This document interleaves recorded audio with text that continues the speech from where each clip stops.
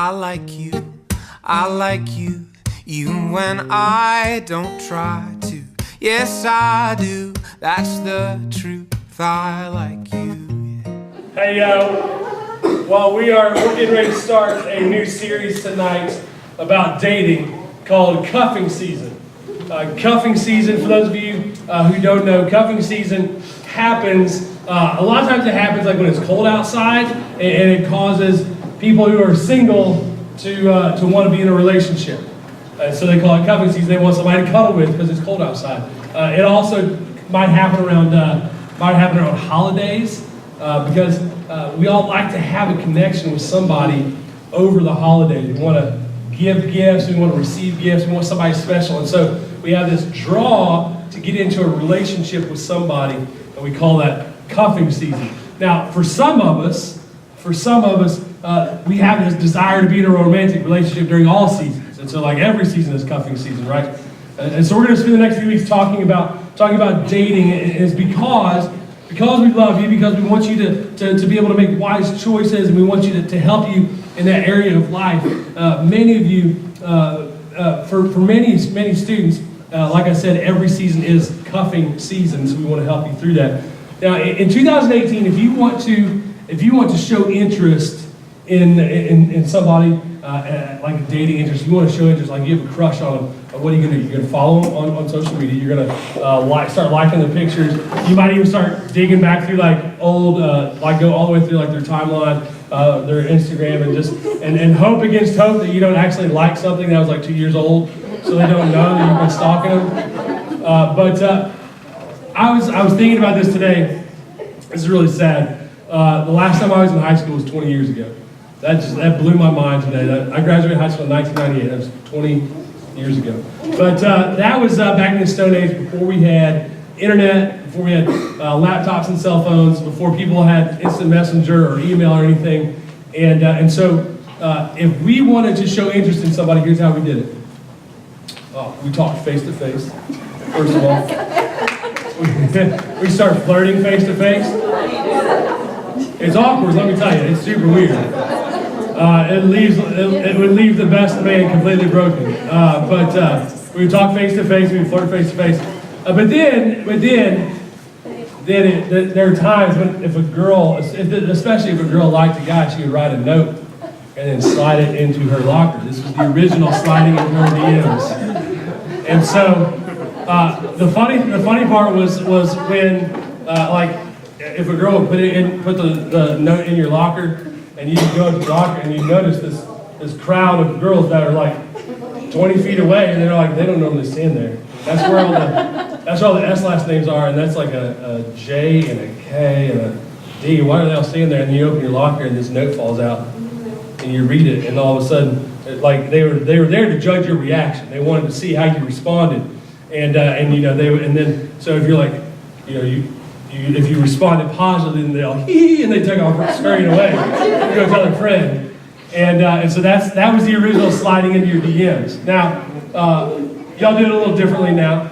Now you send a DM and you just kind of patiently wait. You patiently wait for the read receipt and hope that you see like so-and-so is typing a response, And I can't imagine how awkward that is to send a message and then just get left on read forever and they get no response. I know that's super awkward for you guys. But you just hope that you're going to hear from them again. But as we get into the subject of dating, some of you might be thinking, listen, I have no interest in this. I'm not thinking about dating. I don't like anybody. My parents don't even let me date, so this isn't relevant to me. Let me just tell you a couple things. First of all, you're not missing out on much. I'll just tell you that much. Instead, you're sparing yourself some heartache and maybe some emotional roller coaster right now. So be patient with that. Number two, you might get swayed the moment you encounter somebody that you're attracted to or somebody that's attracted to you. And so I want you to be ready. So even if you're saying like in this moment you're not ready for dating, I want you to pay attention to what we're talking about. And so no matter your current interest level in dating, your dating experience or your lack thereof, at some point you're going to have to ask yourself, what do I believe about dating? What's important to me when it comes to dating? How do I want to go about it? And what will be these things that are important to me? What are my standards when it comes to dating? But even before we get to the dating stage, we're in the looking stage. We got our eyes up, and we're looking around, looking for somebody that we like, looking for somebody that we're attracted to, thinking about, hey, could I date them? Or thinking about, I want to date them. Or you look at celebrities, you're like, I would like to date someone that looks like that. And so you're in the looking stage. You're in the looking stage. But there are two common mistakes that we make in the looking stage. There's two common mistakes that we make in the looking stage. We're going to start out looking at those two, and then we'll end by talking about the biggest ingredient to success when it comes to looking for someone to date. The first common mistake that we make when we're looking to date is buying into the myth of the right person. Buying into the myth of the right person. The right person myth says that there is a right person for you, and when you find that person, all of your problems will go away. You think, if I just find the right person, then my loneliness will be gone, my sadness will be gone, the emptiness that I have will be gone, everything will be fantastic because I will be with my right person. Now don't get me wrong, there's nothing wrong with looking for the right person. I would rather you look for the right person than look for the wrong person. Okay, now I want you to look for the right person. The problem is when we start believing that when we find our soulmate that it solves all of our problems and everything's going to be perfect. Think about it. Nearly every fairy tale, every fictional story, every romantic comedy ends with these two people coming to terms with the fact that they love each other and they're going to spend the rest of their life together, and they ride off into the sunset living happily ever after. And so we get it into our head. The culture tells us that if you find that right person, everything is going to be fine. But we have some real life examples that prove that the right person myth is truly a myth. First of all, we have parents, right? We have parents, and we know from observing our parents that just because they've been married for a long time, it doesn't always go that smoothly. If you've got parents that have been married for a long time, you've seen them fight. If you've got parents that are not married right now, you know that at one point they thought that they had the right person, but it didn't turn out that way. Second of all, we have Twitter, we have social media. And one day you'll see somebody talking about how they love their person to the moon and back, and then the next day they're posting this passive-aggressive stuff like, gotta kiss a lot of frogs to find your prince, you know. So at one point they thought they had the right person, but then the very next day something happened and they're not the right person anymore. And third, maybe you have some real-life experiences. Maybe you have some real-life experiences where you start dating somebody, you're like, God, I'm so in love. And then all of a sudden something happens and you break up and you realize they were not the right person. Right person myth is a problem because one person does not solve all of our problems. But that leads to the second common mistake that we make when we're looking for someone to date. The second mistake is when we abandon our list. When we abandon our list. I hope that you have some kind of, maybe it doesn't have to be written down, but maybe a mental list of standards that you have for the guy or girl that you want to date. You know, maybe you have a really mature, thought-out list, and it's like, I want them to love Jesus, I want them to be a kind person, I want them to respect their parents, I want them to be a hard worker, that kind of thing. Maybe your list is not as mature, and you're just like, hot. Maybe that's your list. But we all have a list. We have a list of standards that we want to look for in somebody that we're dating. It's a good thing to have a list. It's a good thing to know this is the kind of person that I want to date. The mistake we make, though, is when we abandon our list. We hear that somebody has a crush on us, and it gives us those butterfly feelings inside. We're like, oh my gosh, they like me. And you just like throw it out the window. You're like, I'm going for it. Maybe it plays out this way. Maybe you're like in a small group on Sunday nights, and you're talking with your small group leaders, and maybe you're like, I want the guy that I want to date. He's gonna love God. And maybe if he has some really nice arms, that'd be cool too.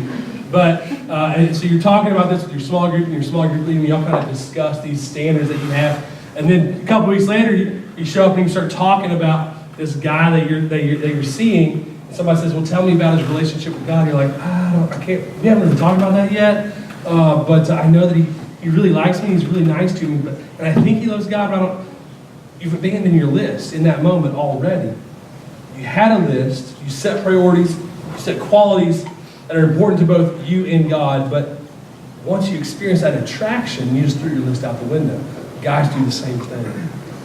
Now you might think, hey, isn't attraction important when you're dating? And yes, it's absolutely important to be attracted to the person that you're dating. But attractiveness can be very misleading.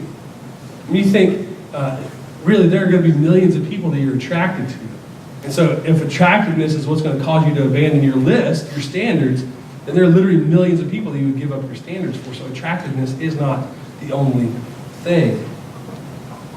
The thing that makes a person unique is whether he or she exemplifies honorable virtues, honorable characteristics that God has laid on your heart, these standards that God has laid on your heart. And the person who exemplifies these characteristics, they're the ones who are worth dating. Because they really could truly end up being your person. Two common mistakes when we're looking for somebody to date. Number one, we buy into the myth of the one right person. Number two, we abandon our list. These are mistakes we make before we even begin to date. That's mistakes we make in the looking stages. But there is a common ingredient for success when we're looking for somebody to date. The common ingredient in a person who experiences a healthy relationship, as opposed to somebody who experiences relationships full of regret, is not that they're looking for the right person, but they're looking to become the right person. They're not looking for the right person, they're looking to become the right person. Now we're going to look at this in Scripture, and there's a lot of places in Scripture we could go to look at what it means to become the right person. But we're going to go, since it's Valentine's season, we're going to go to the love chapter, 1 Corinthians 13. In this chapter, Paul offers a perspective on what true love looks like and what we can strive for as we look to become someone that's more than just merely looking for the right person, but someone who's looking to become the right person. So let's start with chapter 13, verse 4. We're going to go one verse at a time here. Verse 4. Love is patient and kind. Love does not envy or boast. It is not arrogant. Paul's writing a list here about what love is, and he starts out with two positive things. Number one, love is patient. Love is patient. A person who is patient is someone who's willing to wait, who's willing to not force the issue. They're willing to take things slow and doesn't want to put somebody into an uncomfortable situation. They're not going to force you into quick decision making. Love is patient. They're not viewing dating as this race against time, like, oh, I got to get this done before I become a senior, before I graduate high school, before I go to college, whatever. They take time to think things through, talk things over, make wise choices. They're patient in trusting God's timing in their lives. This also says that love is kind. Love is kind. A person who's kind is someone who views someone else as more important than himself or herself. They don't look at taking care of just their needs and their desires. They want to elevate somebody else. They want to prioritize someone else in such a way that they are lifted up. Their decisions are based on the best interest of the other person in the relationship. Love is patient and love is kind. Two positive things. Then it gets into some negative things. Love is patient, love is kind, but love does not envy. Love does not envy. In order to know what love is, we need to know what love is not, and love doesn't envy. A person who does not envy doesn't concern themselves with how far physically their friends have gone and try to get there themselves out of jealousy. They don't make decisions based on what others have or what others want. A person who doesn't envy understands that the person that they date does not belong to them permanently, so they treat them with respect accordingly. And this is something important. This is something important to think about, because every dating relationship you have is going to end one of two ways. You're either going to break up or you're going to get married. Those are the only two options when it comes to dating. You're either going to break up or you're going to get married. So that person does not belong to you. And so someone who doesn't envy understands that this may not last forever, and I want to treat them with respect so that they can move forward well. It says that love doesn't boast. Love doesn't boast. Boasting is something that's so common in relationships. It's okay to boast in your significant other, saying how awesome they are, how great they are, what a great boyfriend or great girlfriend they are. That's okay. But a lot of times we boast about relationships to build ourselves up. We try We try to boost ourselves by talking about our significant other. We want to make ourselves look good. But this trait is very much tied to the last one in this verse. It says that love isn't proud. A person who's not proud is someone who does not engage in a relationship just because everybody else thinks that they should. A person who's not proud doesn't stay in a relationship with someone just because they're afraid of what it will do to their social status or something like that. A person who is prideful, though, will try to take everything from the other person for themselves. The person who's prideful doesn't let the other person have a say in the relationship. The person who's prideful does real damage to the other person in the relationship. And it goes on, verse 5, the sentence continues. It says, not arrogant or rude. It does not insist on its own way. It is not irritable or resentful. So it said at the end of verse 4, it says not arrogant, it's not prideful, but then it continues, it says love is not rude. Love does not dishonor other people. That means you don't shame someone just to get what you want. You don't ask someone to do things just so you can do what you want. When someone's rude, it means they're dealing with somebody in a way that ruins their dignity. It treats them like a second-class citizen. Rude people are not considerate to the needs or the feelings of other people, and that's somebody you don't want to be in a relationship with. And that's somebody you don't want to be when it comes to relationships. We're talking about becoming a person, becoming somebody else's right person. You don't want to be the rude person. Love doesn't insist upon its own way. That means that love is not self-seeking. Love is not self-seeking. A person who's not self-seeking in a relationship is a person who's going to stick out like a light in a dark room. Let me tell you that. A person who is not self-seeking doesn't push the physical boundaries of a relationship just because he or she desires to explore what's going on or wants to be able to tell stories or something like that. Instead, a selfless person, realizing that the person they're dating is not their own, but is instead a son or daughter of the King, of God. And as a result, a selfless person treats that person they're in a relationship with as though they're created in God's image. They treat them with respect. They don't try to treat them as somebody who's there to serve them. The last thing in verse 5, it says that love isn't irritable or resentful. Love isn't irritable or resentful. Excuse me. That means that love isn't easily angered. Love isn't easily angered. And you know people like that just get riled up at the slightest thing. Maybe you know some couples like that just seem like they're fighting all the time. Love is not irritable or resentful. It's not easily angered. Ladies, if you're dating, I hope this doesn't characterize the guy that you're with. I hope it doesn't characterize it. Does anger consume him? Is a relationship full of insults and belittlement? Does he take shots at your looks? Does he take shots at your personality or the things you choose to wear, whatever? Does he try to belittle you? Guys, is there always a problem to talk about? Is there always a problem to talk about in your relationship? Does she always have something going on that is a problem with you? That's love. That's easily angered, and that's not love. Now, it's okay if you fight occasionally. It's okay to disagree on things, but it's a problem when the anger is constant. When it becomes something that you deal with on a daily basis. Love is not easily angered. And in a healthy relationship, there's far more peace than there is anger. So become the person who's not easily angered, and don't date people who are easily angered. Last verse 7. Verse 7.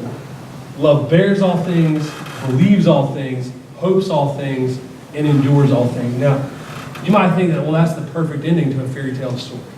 You know, that sounds like the kind of thing that would close out a Disney movie, right? Love bears all things, believes all things, hopes all things, and endures all things. And you're like, that's great, but it's not attainable. That's fantastic. It's a great thing that the Bible says that, but it's not something that's really possible. But the reason that this kind of love doesn't seem realistic is because the love that you're looking for is based on a flawed imitation of what true love is. You know why dating can be so frustrating? Why so many of us have felt the burn of cuffing season? The answer is because often, not always, but often, dating offers us this cheap, disappointing, and false imitation of this true love that we long for. Because deep inside of us, we have this desire for true love. That's something that's written on our hearts. We have that deep inside of us, and it comes from Jesus. 1 John 4:10. It's not up on the screen, but this is what it says. This is real love. Not that we have loved God, but that He loved us and sent His Son as a sacrifice to take away our sins. Now, Jesus didn't date anybody, but He embodies what true love is. This is our example of love, and this is the kind of love that's written on our hearts. This is the kind of love that we desire in a relationship. This is true love right here. And the more that we seek to understand and embrace the love that Jesus offers us, the more we're going to be able to detect true love in the midst of these poor imitations. How cool would it be for you to know that the person that you're going to be dating in the future is becoming this type of 1 Corinthians 13 person? How cool would it be for you to strive to become this kind of 1 Corinthians 13 person for the next person that you're going to date as well? I mean, how great would that be if you knew that your future spouse was fixated on this, wanting to become this person who exhibits the love of God? Wouldn't that be awesome? Wouldn't that be motivation enough for you to become this kind of person as well? What if we went from having this list of what I want in somebody else to a list of what I want to become? What I want to become. That is the common ingredient in successful relationships, is people who have an idea of what they want to become and becoming someone who loves somebody like Jesus does. You don't need a boyfriend or girlfriend to work on this list. These are things you can put into practice in any kind of relationship. Whether it's family relationships, friendships, or dating relationships. You can work on these characteristics. And if you strive to embody these characteristics, if you strive for this kind of love in your life, you're going to begin to develop an interest in those who are pursuing the same list. And guess what? Those people who are not pursuing this list, those people who don't rise to your standards, who are not pursuing this kind of love, they kind of fade away. And you lose interest in them. And all of a sudden, your dating relationships become healthier and healthier. I know that not everybody in here is dating or is interested in dating or is allowed to date, but you will be one of these things. And so over the next few weeks, as we dig into this idea of dating, I want you to pay attention. I want everybody to pay attention. But first things first. First things first. Avoid the common mistakes of thinking that the right person is going to solve all your problems, and avoid the mistake of abandoning your list of standards to the person you want to date. And instead, work on becoming the right person. Work on becoming a person who mirrors Christ in the way that they love. And I think your dating relationships will show an incredible increase in the positivity, the growth, and the health of them all. I didn't know how to finish that sentence. Let me pray for this. Heavenly Father, thank you so much for this day. We thank you for bringing us here tonight and giving us a chance to talk about dating. God, I pray as we dig into this over the next few weeks, God, that we'll have a better understanding of what it means to date and be in these relationships in a way that honors you and glorifies you. God, that needs to be our goal for everything, is to bring you glory. God, we just thank you so much for every student that's in this room today. God, I pray that you would be with them in their relationships. They can avoid these mistakes and pursue you with everything they've got. In Jesus' name I pray.